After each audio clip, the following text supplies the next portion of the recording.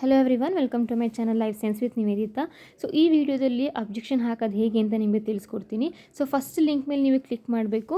ಈ ಥರ interface open ಆಗುತ್ತೆ. ನಿಮ್ಮದು ಅಪ್ಲಿಕೇಶನ್ ನಂಬರ್ ಮತ್ತು ನೇಮ್, ಡೇಟ್ ಆಫ್ ಬರ್ತ್ನ ಹಾಕಬೇಕು. Okay, so date of birth ನಿಮ್ಮದು ಡೇಟ್, ಮಂತ್ ಮತ್ತು ಇಯರ್ ಫಾರ್ಮೆಟಲ್ಲಿ ಇರಬೇಕು. Okay, so date of birth ಹಾಕಿ ಆದಮೇಲೆ ಸೆಲೆಕ್ಟ್ ಎಕ್ಸಾಮಿನೇಷನ್ ಇದೆ, ಎಕ್ಸಾಮ್ ಸೆಲೆಕ್ಟ್ ಮಾಡ್ಕೊಳ್ಳಿ. ಮತ್ತು ಕೆಳಗಿರುವಂಥ ಕ್ಯಾಪ್ಚನ್ನ ನೀವು ಟೈಪ್ ಮಾಡಬೇಕಾಗಿರುತ್ತೆ. ಸೊ ಅದು ಟೈಪ್ ಮಾಡಿ ಆದಮೇಲೆ ಲಾಗಿನ್ ಅಂತ ಕೊಡಿ. ಸೊ ಲಾಗಿನ್ ಅಂತ ಕೊಟ್ಟಾದ್ಮೇಲೆ ನಿಮ್ಗೆ ಈ ಥರ ಇಂಟರ್ಫೇಸ್ ಓಪನ್ ಆಗುತ್ತೆ. ಅಂದರೆ ಯಾವುದು ಅಬ್ಜೆಕ್ಷನ್ ಹಾಕ್ತಿರಲ್ಲ ಅದ್ರ ರಿಲೇಟೆಡ್ಡು. ಸೊ ಇಲ್ಲಿ ನೀವು register number, application number, candidate name ಕೇಳುತ್ತೆ, ಮತ್ತು ಇಮೇಲ್ ಐ ಡಿ ಕೇಳ್ತಾರೆ, ಮತ್ತು ಸಬ್ಜೆಕ್ಟ್. ಓಕೆ, ಸಬ್ಜೆಕ್ಟ್ ಸೆಲೆಕ್ಟ್ ಮಾಡ್ಕೋಬೇಕು. ನಾನು ಇಲ್ಲಿ ಲೈಫ್ ಸೈನ್ಸ್ ಸೆಲೆಕ್ಟ್ ಮಾಡ್ತಿದ್ದೀನಿ. ಅದಾದಮೇಲೆ ನಿಮಗೆ ಕ್ವೆಶ್ಚನ್ ಡೀಟೇಲ್ಸ್ ಬರುತ್ತೆ. ಸೊ ಕ್ವೆಶ್ಚನ್ ನಂಬರ್ ಸೆಲೆಕ್ಟ್ ಮಾಡ್ಕೋಬೇಕು, ಮತ್ತು KEA ಪಬ್ಲಿಷ್ ಮಾಡಿರುವಂಥ ಆಪ್ಷನ್ ಸೆಲೆಕ್ಟ್ ಮಾಡ್ಕೋಬೇಕು, ಮತ್ತು ನೀವು ರಿಕ್ವೆಸ್ಟ್ ಮಾಡ್ತಿರುವಂಥ ಆಪ್ಷನ್ ಸೆಲೆಕ್ಟ್ ಮಾಡ್ಕೋಬೇಕು. For example KEA B option ಇದು ಮಾಡಿದ್ರೆ ನಿಮ್ಮದು C ಅಂತ ಸರಿ ಇದ್ದರೆ ಅದನ್ನು ಹಾಕಬೇಕು. ಮತ್ತು ಇಲ್ಲಿ ನೀವು ರೀಸನ್ ಹಾಕಬೇಕು.